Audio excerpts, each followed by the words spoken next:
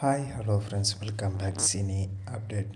இப்போ நம்ம நட்டி நட்ராஜ் நடிச்சிருக்க சீசா தமிழ் திரைப்படம் எப்படி இருக்குன்னு பற்றி ரிவ்யூ பார்க்கலாம் வாங்க.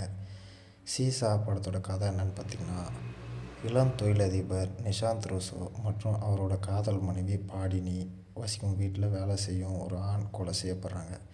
அதே சமயம் அந்த வீட்டில் இருந்த நிஷாந்த் ரூசோ அவரோட மனைவி பாடினி குமார் மாயமாகி வர்றாங்க. அந்த வீட்டில் இருந்த சிசிடிவி கேமரா ஹார்ட் டிஸ்க்கும் மாயமாக போகுது. கொலை வழக்கை விசாரிக்கிற போலீஸ் இன்ஸ்பெக்டராக நட்டி நட்ராஜ் மாயமான தம்பதியையும் கண்டுபிடிக்கும் முயற்சியில் இறங்குறாரு. விசாரணையில் நிஷாந்த் ரூசோ பற்றி பல அதிர்ச்சிகரமான விஷயம்லாம் போலீஸ் இன்ஸ்பெக்டரான நட்டி நட்ராஜுக்கு தெரிய வருது. மாயமான நிஷாந்த் ரூசோ மட்டும் மீண்டும் தனது வீட்டுக்கு வராரு.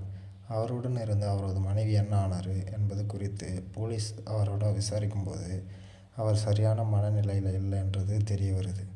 பாடினியோட நிலை என்ன என்பதை கண்டுபிடிப்பதற்காக வேறு கோணத்தில் விசாரணை மேற்கொள்ளும் நட்டி நட்ராஜுக்கு அதிர்ச்சிகரமான உண்மையும் பாடினியோட நிலைமையும் தெரிய வருது. அது என்ன, அதன் பின்னணியில் இருப்பது யார் என்பது தான் படத்தோட மீதி கதை.